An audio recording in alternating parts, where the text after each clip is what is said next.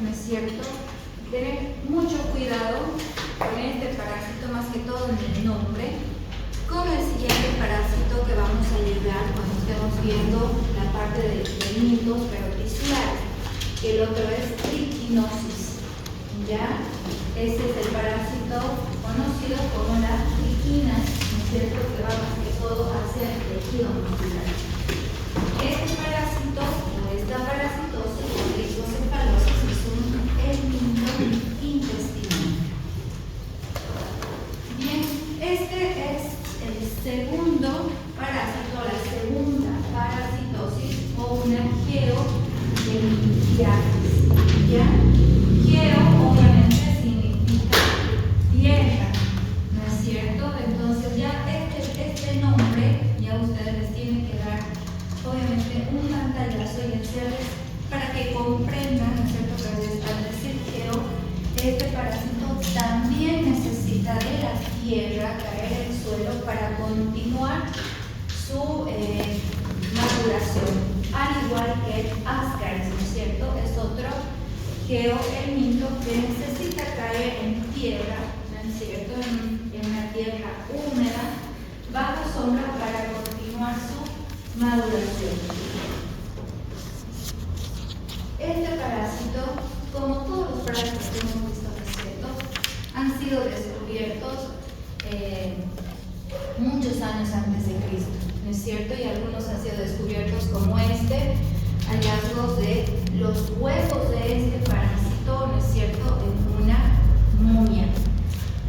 Yo quiero pensar que obviamente, ¿no es cierto?, antes para colocar a un estado de momificación, ¿no es cierto?, ponían bálsamos, hacían un vendaje, ¿no es cierto? Quiero pensar que al tener este parásito, esa persona que ha sido momificada, ¿no es cierto?, es humano que ha sido momificado, el cuerpo, si bien no tiende a tener esa putrefacción, lo que ocurre normalmente, ¿no es cierto?, estos bálsamos incluidos por mol, hace que obviamente se seque, ¿no es cierto?, y que se mantenga la misma forma y no se lleve a una putrefacción.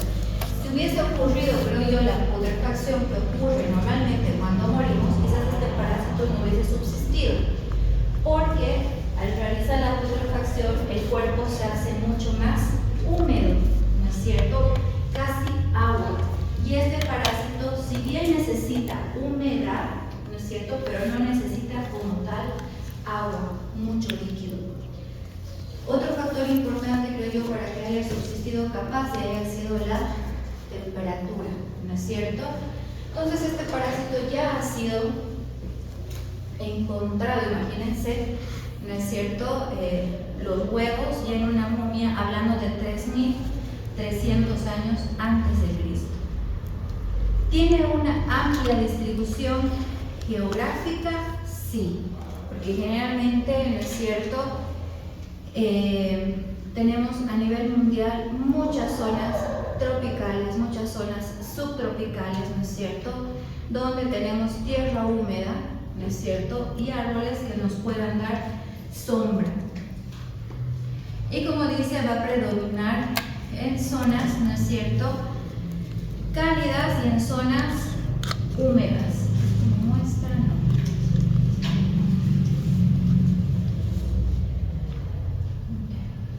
¿No es cierto? Ahora, el agente causal, esto es importante porque siempre para cada parasitosis, ¿no es cierto?, se localiza o tiene una ubicación específica. Hablando de la parte, digamos, de intestinal, no tenemos tampoco mucho donde perdernos, porque tenemos intestino delgado y tenemos intestino grueso, ¿no es cierto? Entonces no hay donde nos podamos perder. Obviamente las localizaciones, si es intestino delgado, la mayoría casi se va a ubicar en la parte de duodeno y de yeyuno. Ustedes, al saber que ya está ubicado en esta región, en esta parte de duodeno y yeyuno, ya directamente tienen que pensar en la clínica que va a poder ocasionar, ¿no es cierto? Si hay una alteración en este líquido que se vacía de la región, ¿no es cierto?, de las vías biliares que desembocan en el inicio, ¿no es cierto?, del duodeno y el uno. Entonces, ¿qué tienen que ustedes pensar? Que no va a haber una buena absorción de proteínas, no va a haber una buena absorción de grasas, ¿no es cierto? Entonces, ya tienen que pensar, si no hay esto, ¿a qué me puede llevar? ¿Y a qué les puede llevar? A la larga, ¿no es cierto?, a desnutrición y, si fuese el caso, ¿no es cierto?, alarga a un síndrome de mala absorción, que es la que producía, ¿se acuerdan?, la giardiasis, ¿no es cierto?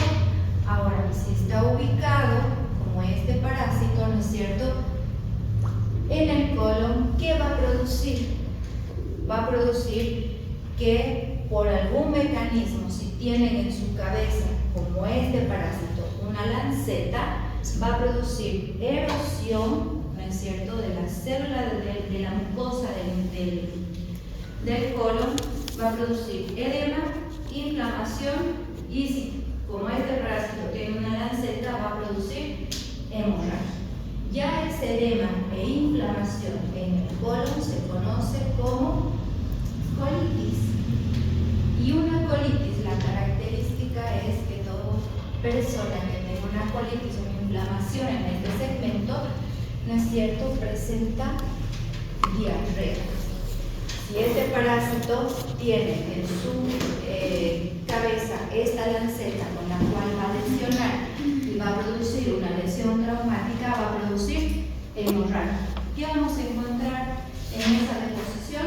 Que haga una diarrea con sangre, ¿no es cierto? Entonces, ya en esta primera parte, ¿no es cierto?, ya vemos casi prácticamente la mitad de lo que vamos a poder ver. Tenemos que esta va a tener huevos, ¿no es cierto? No estamos hablando de trofozoitos, no estamos hablando de quistes, estamos hablando que dentro de un ciclo de vida vamos a tener huevos.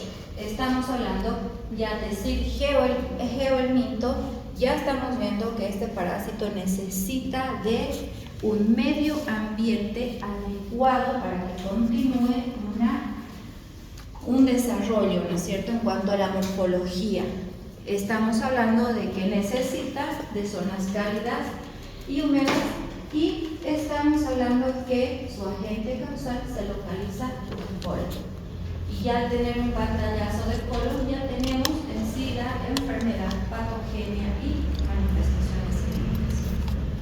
En una sola diapositiva tienen todo lo que pueden encontrar de este parásito. Nuevamente la clasificación de los helmintos, ¿no es cierto? La clasificación, aquí me falta, voy a aumentar, ¿no es cierto? Son platelmintos y nematelmintos, ¿no es cierto? Y de ahí salen estos tres, ¿no es cierto? De los nematelmintos van a salir los nemátodos, y de los platelmintos va a salir céstodos y tremátodos. Ya es lo único que falta aquí arriba. Estos serían nematelmintos y estos dos platelmintos. Estamos comenzando con los nematelmintos, los nemátodos intestinales, porque también vamos a ver nemátodos tisulares. Bien, dentro de estos nemátodos ya hemos visto a las Ascaris lumbricoides, ahora estamos viendo a la Trichuris trichiura. Nos van a faltar estos tres y completamos el ciclo, digamos, de los nemátodos. Bien, el agente causal. Ya, el agente causal, como ustedes ven, hay muchos, ¿no es cierto?, agentes causales, ya entre su género y la especie, ¿no es cierto? Tenemos géneros Trichuris, ya, me va a variar obviamente. La Trichuris trichiura es la que va a causar la tricocefalosis, o antes también se llamaba la tricuriasis. Bien, este agente causal, la Trichuris trichiura, ya es el agente causal principal para producir la enfermedad en el hombre. Luego tenemos la Trichuris pulvis, ¿no es cierto?, que es del perro, la Trichuris campanula, ¿no es cierto?, que es del gato, y la Trichuris suis, que es del cerdo. Característica de este parásito que tiene esta morfología. Ya, un tercio, ¿no es cierto?, tiene un cuerpo cilíndrico, redondeado, ¿no es cierto?, finalizando en este extremo que es delgado, que se asemeja, ¿no es cierto?, al cabello, al pelo. De ahí que deriva el término, ¿no es cierto?, Trichuris, que deriva del griego triquinos. Bien, ¿qué significa? Pelo, obviamente esto debido a la forma en toda esta que es la parte anterior. Este parásito vive entre 1 a 3 años en nuestro cuerpo. Ya estos parásitos ya tienen un tiempo de vida mucho más largo en nuestro organismo. Ya vamos a ir viendo la parte de la ucinariasis, de la strongyloidiasis, que algunos viven hasta 17 años en nuestro cuerpo. ¿Ya? Entonces, dentro de la morfología, ¿no es cierto?, tenemos un extremo anterior que es delgado, que se asemeja a la forma de un pelo, o en otra bibliografía dice como un látigo. ¿Ya? Y ya tenemos su extremo, ¿no es cierto?, posterior, que este ya es más grueso, ya es más grueso.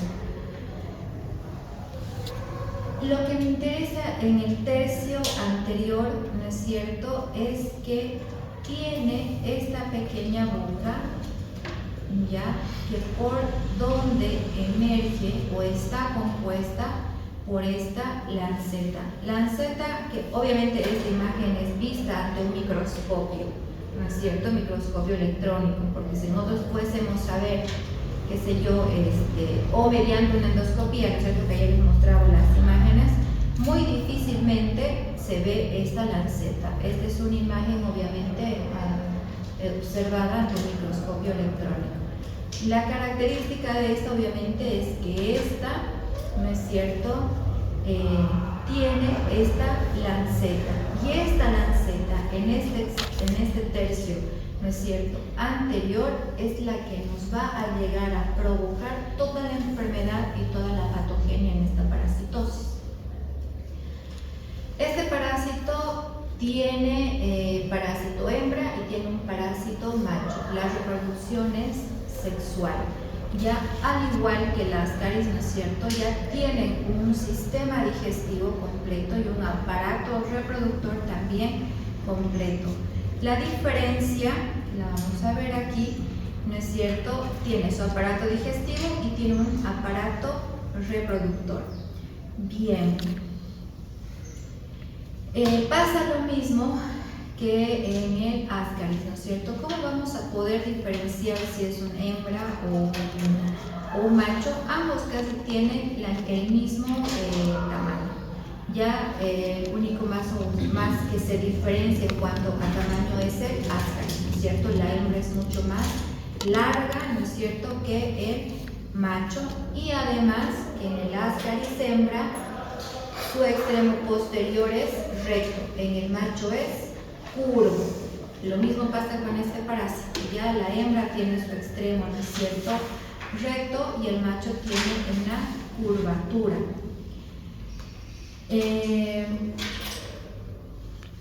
Bien. La hembra ovipone entre 3.000 a 20.000 huevos día. El Ascaris hembra es de 200.000 huevos día, ¿no es cierto? Característica dentro del aparato reproductor en este parásito macho es que también tiene su espícula, ¿no es cierto?, que le va a permitir la fijación hacia el aparato reproductor de la hembra, ¿no es cierto?, y así realizar la reproducción. Bien, entonces, tenemos, ¿no es cierto?, que este parásito tiene forma de un látigo con un extremo, ¿no es cierto?, el extremo delgado, y en este extremo delgado encontramos a la boca, ¿no es cierto?, y en la boca va a tener su lanceta. Bien, estos parásitos tienen, como les digo, un aparato digestivo bien desarrollado porque además tienen el esófago. Si bien este parásito ya tiene, ¿no es cierto?, su lanceta en la boca, pero no es hematófago, ¿ya? Como otros parásitos que vamos a ver que sí son hematófagos y que tienen en esta parte ya del esófago, tienen como un bulbo esofágico, con una musculatura mucho más completa que permite a la contracción sacarnos sangre y poder alimentarse. Este lo que hace es lesionar, pero no es un parásito hematófago como tal. Bien, entonces tenemos el extremo anterior con una boca y obviamente a medida que se va engrosando en el extremo, es cierto que es la parte más gruesa, ¿no? Tenemos toda la terminación del sistema digestivo y además ya también el aparato reproductor, sea masculino o sea femenino. En el macho, en el parásito macho, ¿no es cierto?, tenemos esta pequeña lanceta, ¿no es cierto?, que es su espícula, ¿no es cierto?, que es la que le va a permitir para la copulación. Y si vemos este sería, no sé, si no tuviese yo estos nombres que están aquí, ya solamente por la imagen, ¿no es cierto?, y más que todo la curvatura, este sería un macho, ¿no es cierto? Bien, esa es la forma adulta del parásito. Ahora, este parásito tiene, ¿no es cierto?, huevos, ¿no es cierto?, porque es ovipone, que decir que tiene y va a eliminar huevos. Bien, entonces, ¿tiene características estos huevos? Tienen. Recuerden que el ascaris tiene un huevo fértil y un huevo infértil, ¿no es cierto?, que lo vamos a encontrar que nos va a ayudar en una fase diagnóstica y en una fase infecciosa es el huevo. ¿Qué forma era de la ascariasis? Un huevo larvado, ¿no es cierto? Este tiene, en su forma, ¿no es cierto?, del huevo tiene diferentes estadios y diferentes etapas. Aquí se lo va a conocer como huevo no embrionado y huevo embrionado, y también vamos a tener el huevo larvado. Bien, estas son larvas, ¿no es cierto?, porque nos salen como gusanos. Entonces el huevo necesita, ¿no es cierto?, embrionar y formar ya una larva dentro de la cavidad, ¿no es cierto?, de este huevo. Característica ya de estos huevos, ¿no es cierto?, el ascaris tenía unos mamelones, ¿no?, unas curvaturas en su membrana externa. Este huevo, bien, si tiene una forma ovalada, tiene en sus dos extremos estos tapones. Tiene un tapón anterior y tiene un tapón posterior. La membrana es lisa, no es una membrana amelonada. Bien. Y en el interior, ya esta igual es doble membrana, aquí en el interior si vemos, ¿no es cierto?, tiene esta estructura, que esta estructura es granular. Este tejido, ya esta materia es la que nos va a ayudar a que siga desarrollándose este huevo para que nos dé, ¿no es cierto?, un huevo embrionado. Como ven, aquí salen dos células y estas dos células como que se fragmenta ya para ir formando lo que va a ser la larva. Bien, este huevo, el huevo no embrionado, porque puede salir un huevo embrionado, un huevo no embrionado, ¿no es cierto? Va a salir al exterior con la materia fecal. Ya, este huevo no embrionado no son infectantes. Ya, si nosotros llegamos a consumir mediante contaminación de agua, frutas, verduras, la mala higiene, ¿no es cierto? No son la forma infectante. ¿Cuál es? Es el, ¿no es cierto? Este huevo embrionado, una vez va a caer a la tierra, al suelo, ¿no es cierto? Embriona a una temperatura entre 14 y 30 grados centígrados. Permanecen en el suelo, permanecen en la tierra, así embrionados, ya en esta fase de embrión, ¿no es cierto? Puede permanecer en tierra por varios meses o años. Y como dice aquí, embrionan en tierra húmeda, no en tierra seca y no a temperaturas obviamente más altas, ¿no? Este huevo embrionado es la forma infectante en esta parasitosis, ya por vía oral, por medio de agua o alimentos contaminados.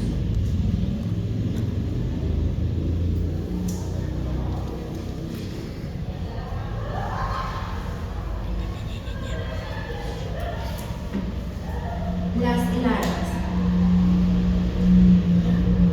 Como nosotros ya hemos ingerido un huevo, un huevo embrionado, ¿no es cierto? Este huevo embrionado, al ser ingerido, va a continuar su desarrollo, ¿no es cierto?, a larva una vez ingrese a nuestro organismo. Bien, en el interior del intestino, ya esta es una imagen igual vista, ¿no es cierto?, a microscopio de una parte del intestino delgado, ¿no es cierto? Estos huevos van a sufrir un ablandamiento de las membranas. Alguna otra bibliografía dice que ya la membrana se va ablandando cuando llega a la cavidad gástrica. Ya los jugos gástricos son los que comienzan a ablandar. Pero Botero hace referencia, ¿no es cierto?, que el ablandamiento de toda esta membrana, ¿no es cierto?, de toda esta membrana va a ocurrir cuando este huevo llegue al intestino delgado. En el intestino delgado van a penetrar, ¿no es cierto?, en las células de Lieberkühn, pero no se van a quedar en el intestino delgado porque no es su hábitat. Ya tienen que migrar hacia el intestino grueso, tienen que migrar hacia el colon. Bien, una vez entonces se rompen estas membranas, ¿no es cierto? ¿Qué es lo que va a pasar? Que me tiene que salir la larva, ¿no es cierto? Ya de este huevo que está embrionado, que ya tenía la morfología, ¿no es cierto?, ya de la larva, si se ablanda y se rompe, me tiene que salir, ¿no es cierto?, la larva. Y esta larva ya, el intestino grueso, ¿no es cierto?, es donde van a continuar su maduración, van a continuar el crecimiento, ¿no es cierto?, para convertirse ya en estos parásitos adultos con la forma de un látigo o la forma de un pelo. En el intestino grueso, en colon, ¿no es cierto?, maduran y viven entre 1 a 3 años. Tanto las hembras y los machos se enclavan, ¿no es cierto?, en la mucosa del colon a través de esta lanceta. Bien, y esta lanceta es la que nos va a producir toda la patogenia, toda la sintomatología y patogenia. Ciclo de vida. Ciclo de vida, ya hemos dicho, ¿no es cierto? Este parásito sale a través de los huevos de la materia fecal. Pueden salir huevos no embrionados, ¿no es cierto?, o ya en la forma, ¿no es cierto?, y continuar su maduración cuando caen a suelo, cuando caen a la tierra, ¿no es cierto? Una vez eliminados estos huevos, ¿no es cierto?, necesitan de una calidad de tierra, una tierra húmeda, ¿no es cierto?, y un medio ambiente con una temperatura adecuada, entre 14 y 30 grados, ¿no es cierto?, para continuar con su maduración. Estos huevos continúan, ¿no es cierto?, a un medio ambiente favorable su maduración, dando como en este mismo huevo, ¿no es cierto? Si vemos la imagen es característica.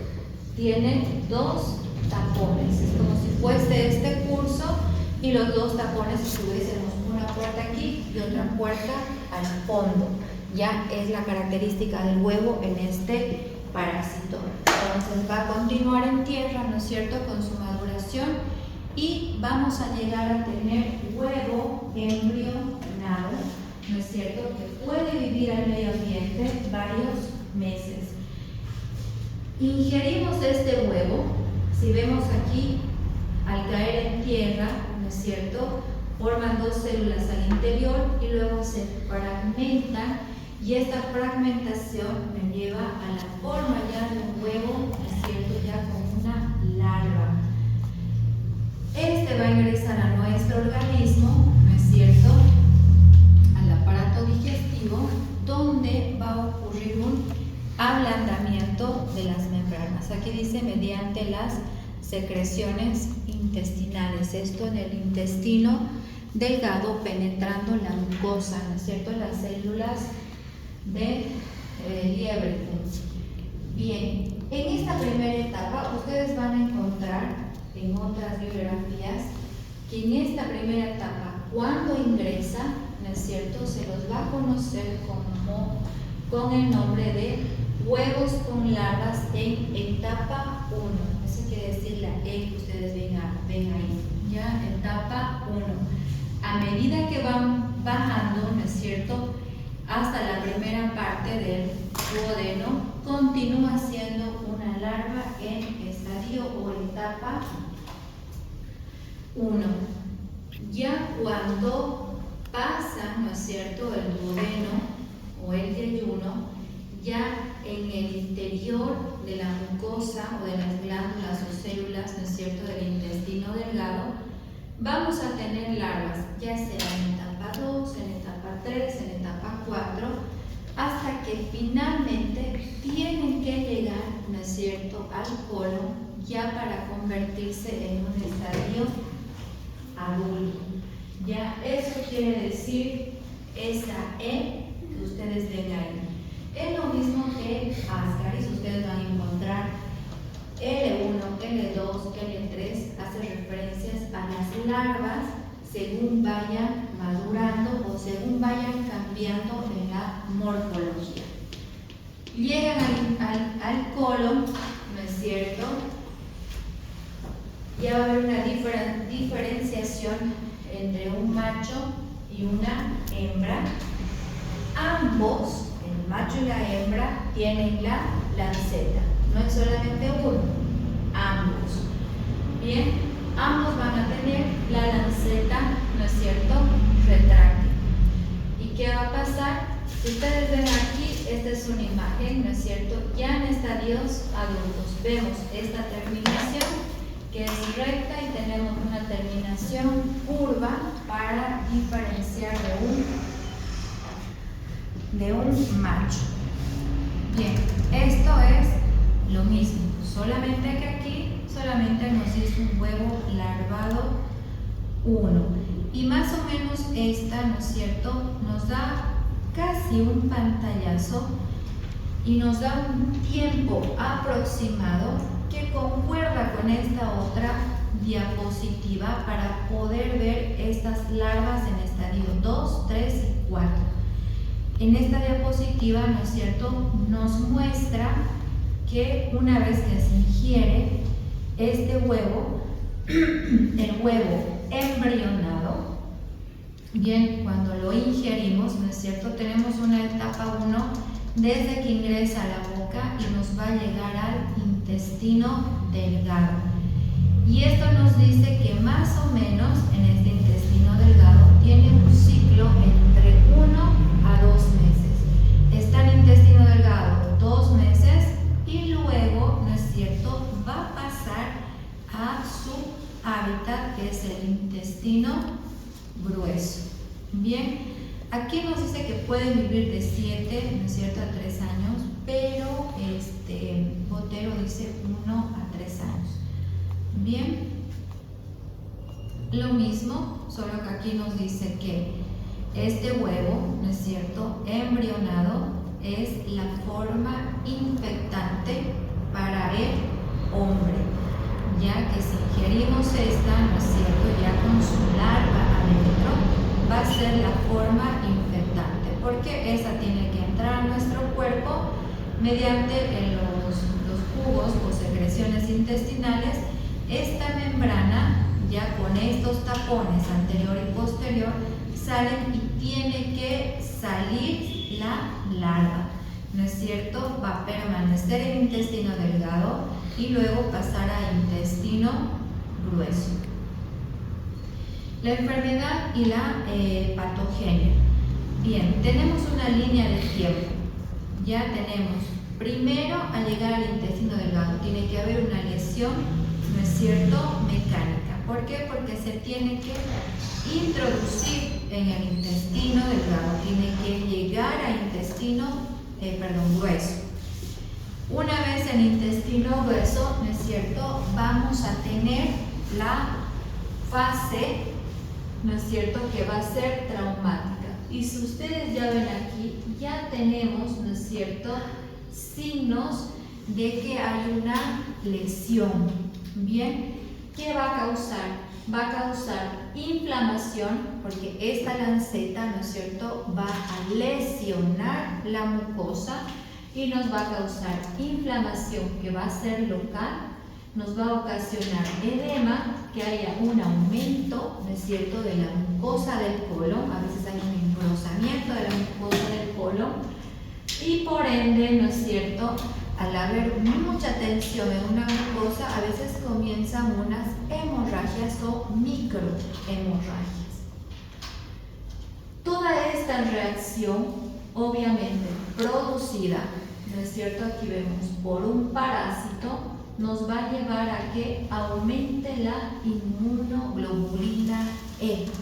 ¿No es cierto? Que esta inmunoglobulina E, si uno la encuentra elevada, hay que pensar en parasitosis y ¿qué más pensarían? Alergias. Parasitosis y alergias. ¿No es cierto? Bien, entonces ustedes en una pequeña imagen ya tienen prácticamente, ¿no es cierto?, todo lo que me desarrolla este parásito, ¿no? Tenemos inflamación, edema, hemorragia, que es prácticamente una fisiopatología. Bien, ahora, ¿qué va a pasar? La gravedad de esta parasitosis va a depender del número, ¿no es cierto?, de parásitos que puedan existir. Si esta hembra, ¿no es cierto?, o dispone de 3.000 a 20.000 huevos, si ustedes recuerdan, ayer hemos visto una fórmula para sacar un número aproximado. Si en un estudio, ¿no es cierto?, de cobro parasitológico lo mandamos a estudiar y vemos que si tiene 5.000 huevos, ¿cuántos adultos va a tener? Saquen. ¿Cómo era? 5.200, ¿no es cierto? ¿Pero por o dividido? Dividido. 25. Vamos a tener 25 adultos en esta mucosa. Ya tenemos 25, ¿no es cierto?, parásitos que nos van a ocasionar toda esta lesión traumática. Uno diría, sí, es poco, pero no, para una mucosa, ¿no es cierto?, es mucho. Entonces, la gravedad se va a deber o va a ser proporcional al número de parásitos, ¿no es cierto?, adultos que tengamos en esta región. Ahora, al haber todo esto, ¿no es cierto? Inflamación, haber edema, al haber hemorragia, nos va a llevar a una colitis, ya que va a llegar a invadir el recto, ¿no es cierto? Y que a la larga va a estar asociada a desnutrición. ¿Por qué? Porque nos va a producir diarrea. Todo lo que llegamos a comer se va a absorber en cierta parte, ¿no es cierto? Pero no nos olvidemos que si uno está con diarrea, barre toda la microbiota intestinal que tenemos, ¿no es cierto? Y además también no deja la absorción de ciertos nutrientes. Ya en infecciones severas, ¿no es cierto? Va a haber una pérdida de sangre debido a esta hemorragia, ¿no es cierto? Nos va a llegar a provocar una disentería y también un prolapso rectal, que es la salida de la mucosa a través del ano. Y se ve así, esta realmente es una imagen. Uno levanta las piernas, ¿no es cierto? Ve la región anal y ve algo liso, así algo liso, rojo, que sale a través del ano. Y obviamente a mayor número de parásitos adultos va a haber mucha más lesión y nos van a llegar a producir, ¿no es cierto?, ulceraciones. Y ya las ulceraciones se ven como unas lesiones a veces así mucho más ya blancas, ¿no es cierto? Y aquí ya lo tenemos, obviamente aquí vemos esta forma, ¿no? Y ya vista de más cerca a través de esto, mediante una endoscopía, ya vemos a este parásito, ¿no es cierto? Grueso y con un extremo, ¿no es cierto?, que es delgado, que tiene la forma de un pelo.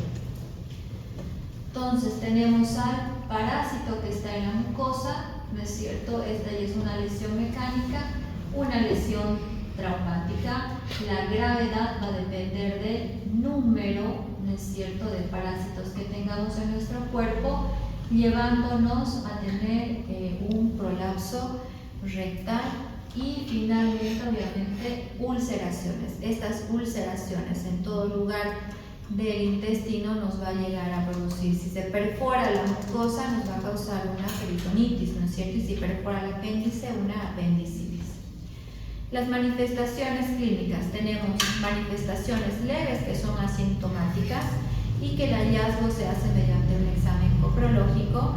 Tenemos manifestaciones de intensidad media, ¿no es cierto?, donde ya tenemos un dolor abdominal que es tipo cólico, ya que puede estar localizado en fosa ilíaca derecha, ya si es que el parásito, ¿no es cierto?, del intestino delgado migra hacia intestino grueso, porque ¿no es cierto?, la válvula ileocecal es el límite, ¿no es cierto?, es la puerta entre el intestino delgado al intestino grueso. ¿Y qué tenemos ahí? Una pequeña parte o residuo del intestino, que es el apéndice. Bien. En el parasitismo intenso que vamos a tener ya en los niños, ¿no es cierto?, nos va a producir una desnutrición secundaria, ¿no es cierto?, a una diarrea con sangre y con moco, conocida como disentería. No va a tener pujo y tenesmo, la sensación de querer evacuar, pero no hay una evacuación, sino es más un pujo, un esfuerzo que se realiza. En la forma grave, si ya en el parasitismo intenso tenemos desnutrición, y aquí vamos a tener niños desnutridos que van a tener una hipotonía. Hipotonía quiere decir hipotonía muscular, que si bien uno tiene músculo, ¿no es cierto?, pero ese músculo va a estar sin fuerza, no hay una fuerza en el músculo, y además de hipotonía también va a haber una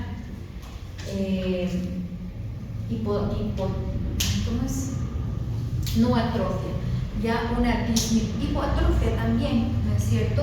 No va a haber una masa muscular fuerte, ¿no es cierto?, ni una masa muscular tampoco consistente.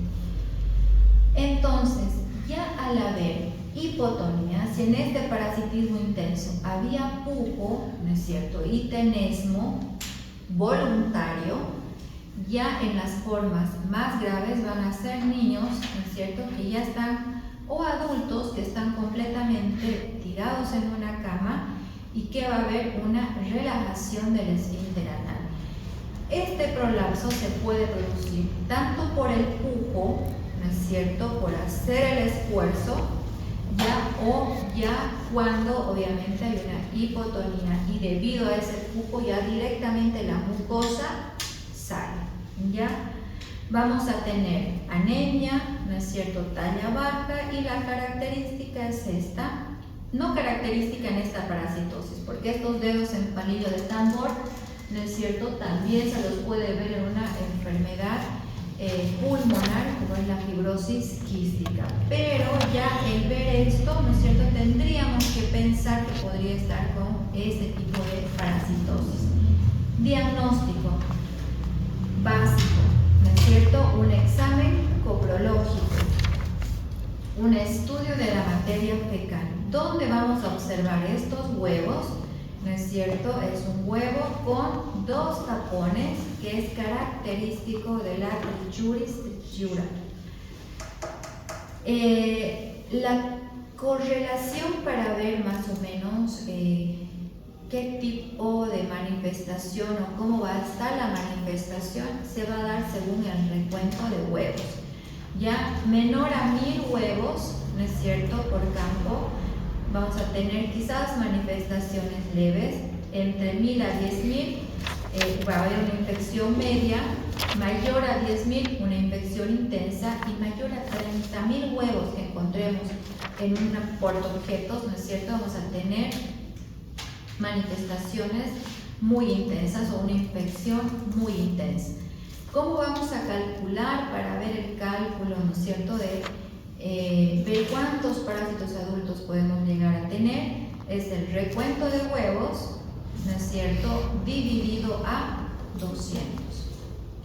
Otra forma o otro estudio de diagnóstico es mediante, ¿no es cierto?, un estudio de imagen, y tenemos a una rectosigmoidoscopía, que ya directo, como dice aquí, es una observación directa a través de este aparato viendo a la mucosa rectal. Diagnóstico diferencial. Tenemos hacer diagnóstico diferencial con mediasis, disentería bacilar y la colitis ulcerativa. Epidemiología en Bolivia. Aquí vamos a ver un pantallazo de la prevalencia del parásito, ¿no es cierto?, en adolescentes. Ya tenemos de la Trichuris trichura, ¿no es cierto?, un 31%, 32% el porcentaje, ¿no es cierto?, que es más prevalente en los varones, y en las mujeres un 27.5%. Por grupo etario, ¿no es cierto?, es mucho más prevalente en un rango de edad entre 5 a 10 años con casi un 30%.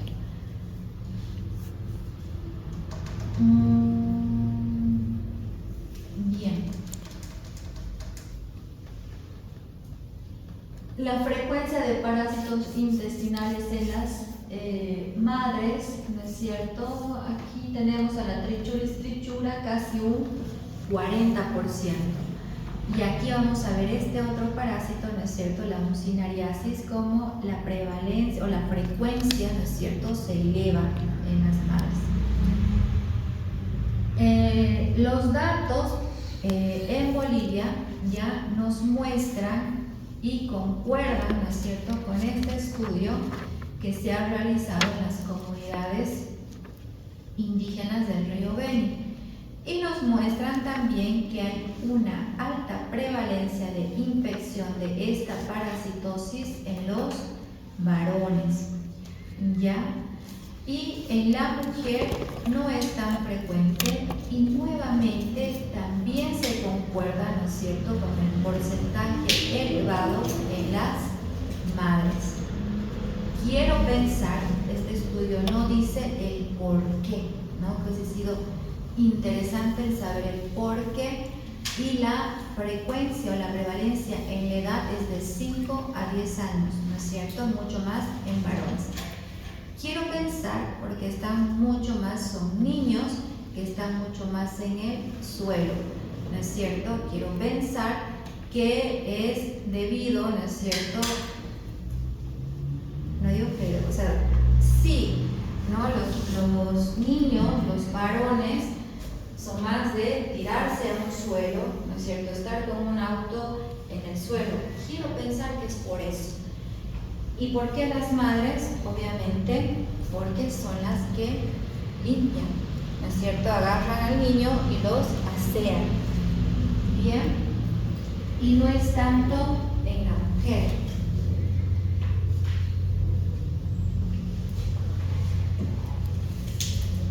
Bien, esta es una enfermedad cosmopolita, sí, porque prácticamente casi está, ¿no es cierto?, en todo el mundo, excepto en estos lugares. ¿Por qué será? ¿Por qué creen? Todo lo que está de blanco, ¿no es cierto?, es porque no hay el parásito. ¿Por qué será? Y toda esta parte, ¿no es cierto?, está el parásito. ¿Por qué? ¿Por qué creen? Por la temperatura, ¿no es cierto? Este parásito sobrevive en climas húmedos, ¿no es cierto? En climas calientes, entre 14 a 30 grados, ¿no es cierto? Entonces, si vemos, ¿no es cierto?, tenemos una gran prevalencia, no es total a nivel mundial, pero sí nos marcan, ¿no es cierto? Tenemos Australia, tenemos Asia, África, toda la parte de Centroamérica. Y si nos vamos aquí hacia la parte de Argentina, ¿no es cierto?, y Chile, que es el lugar donde está la Patagonia, o mucho más abajo, perdón, es frío, ¿no es cierto? Entonces, esta es una enfermedad o es una parasitosis que, si ustedes ven, está en todo lado. Ya hay un número aproximado, ¿no?, que nos dice 800 millones más o menos de este parásito a nivel mundial. El Ascaris tiene, ¿no es cierto?, 1.200 millones, es mucho más, ¿no es cierto?, que una trichuriasis, pero de todos modos están en estos lugares.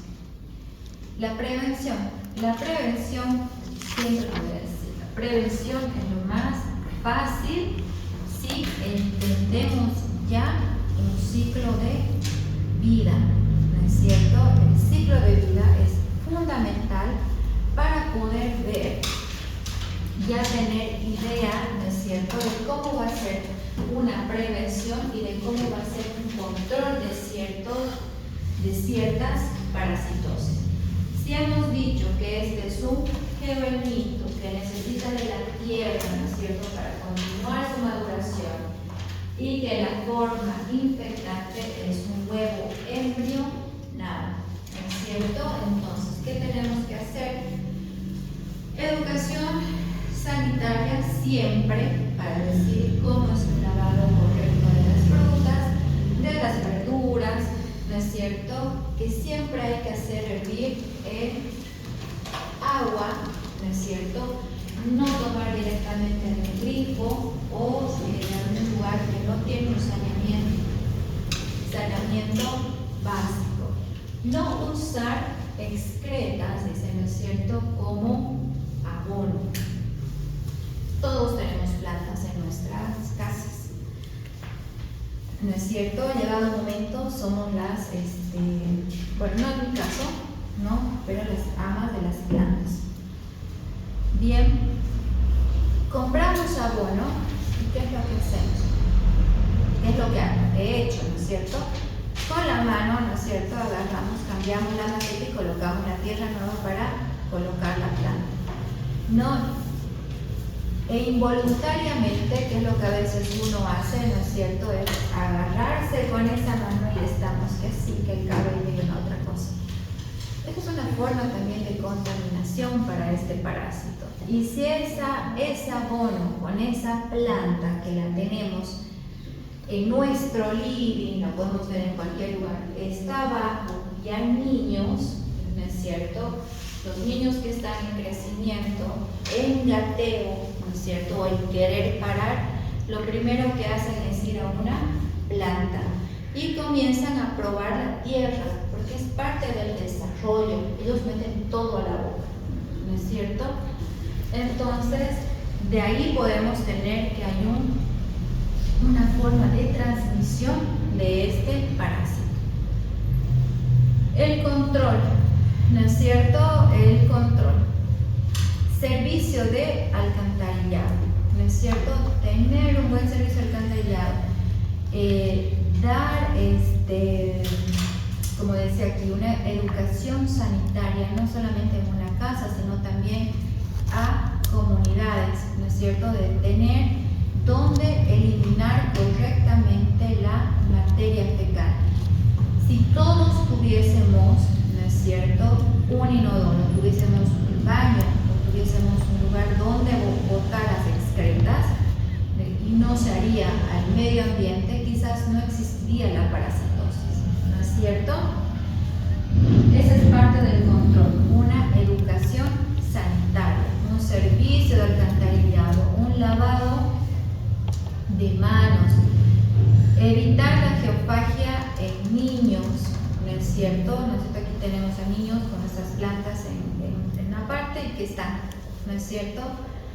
Además que, aparte de eso, si es que tenemos gatos, ¿no es cierto? A veces los gatos buscan tierra, ¿no es cierto?, para defecar. Y de ahí es que también tenemos, ¿no es cierto?, la una adecuada eliminación de estas excretas.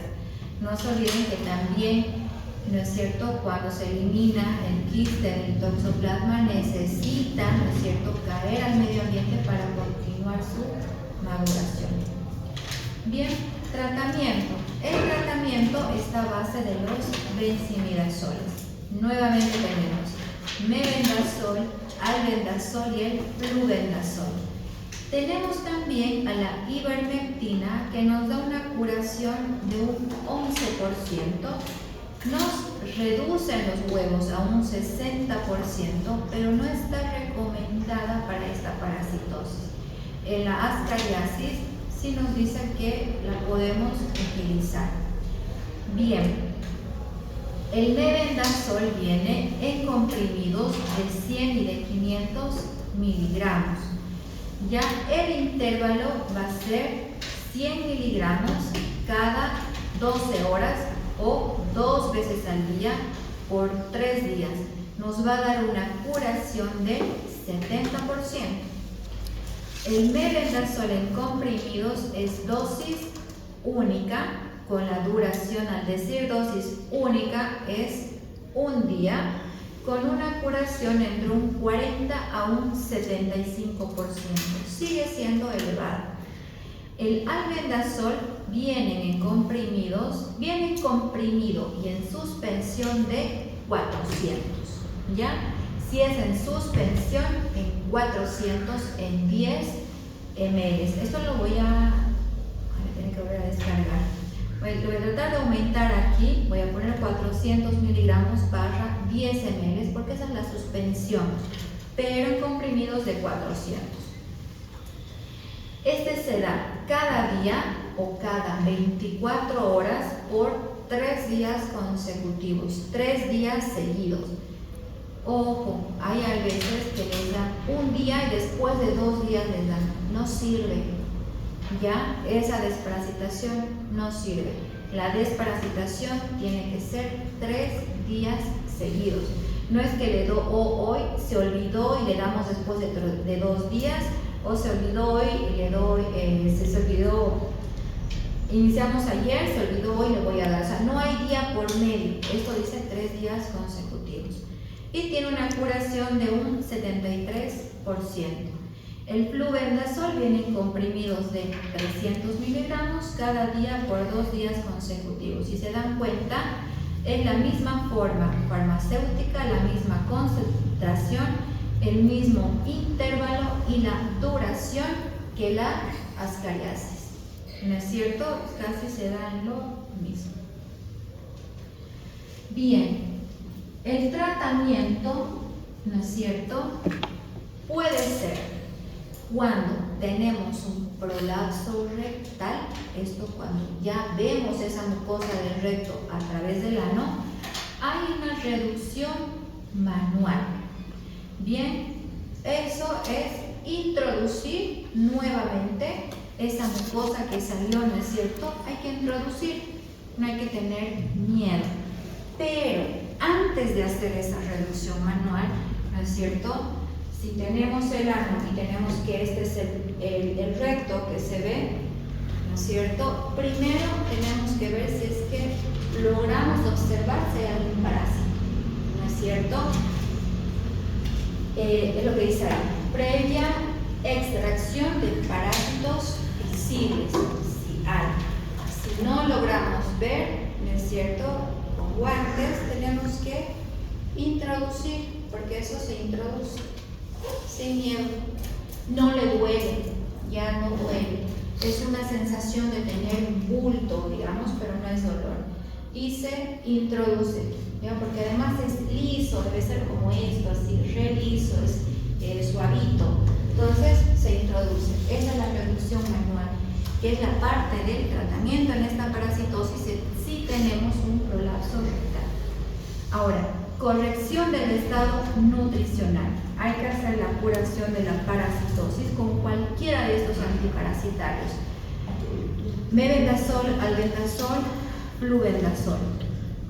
Una vez tengamos la curación de la parasitosis, ya nos iremos, ¿no es cierto?, a corregir la desnutrición si es que hay. Una desnutrición en niños o adultos no se corrige en días, ya, porque una desnutrición obviamente ya es una enfermedad crónica, no es días, son meses, ¿no es cierto?, porque hay que volver a reeducar a la ingesta, ¿no es cierto?, de alimentos, frutas, verduras, hidratos de carbono, grasas, ¿no es cierto?, para que el cuerpo y esta parte del colon que ya está lesionada, ¿no es cierto?, imagínense, si hay muchas lesiones traumáticas y hay úlceras, tienen que sanar.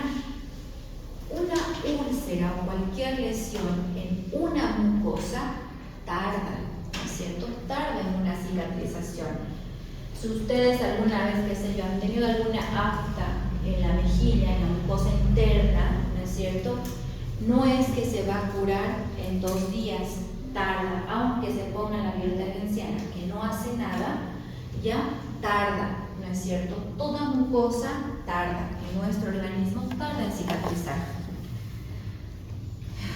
Bien, esta es la bibliografía, ¿no es cierto? Es más que todo de Botero y de esta revista que he sacado para ver la parte de las prevalencias.